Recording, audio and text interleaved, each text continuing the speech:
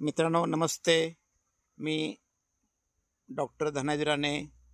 माझ्या डॉक्टर धनाजी राणे या यूट्यूब चॅनलमध्ये तुम्हा सर्वांचं पुनश्च एकदा स्वागत आहे. मित्रांनो, आज गुढीपाडवा, चैत्र महिना, या गुढीपाडव्याच्या आणि नूतन मराठी वर्षाच्या तुम्हा सर्वांना मंगलमय हार्दिक शुभेच्छा.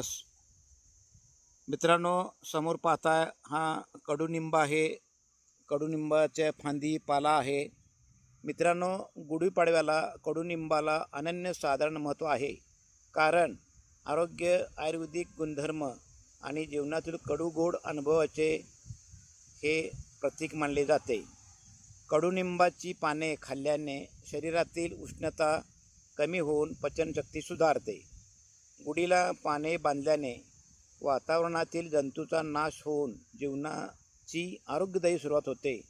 म्हणून गुढीला पाने बांधण्याची परंपरा आजही आपण राखलेली आहे. चैत्र महिना सुरू झाल्यानंतर हवेत उष्णता वाढते. ही उष्णता कमी करण्याचे काम कडुनिंबाचा पाला करतो.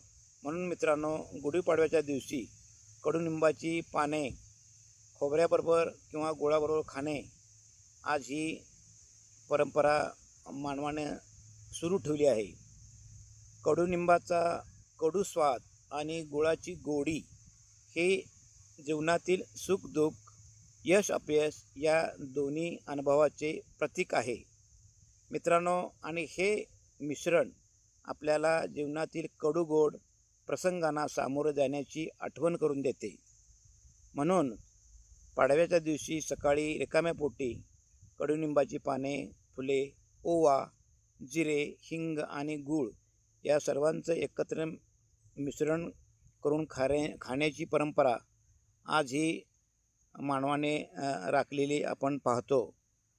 गुढी उभारताना तांब्याच्या कलशासोबत कडुनिंबाची फांदी, साखरेची माळ आणि फुलाचा हार लावला जातो.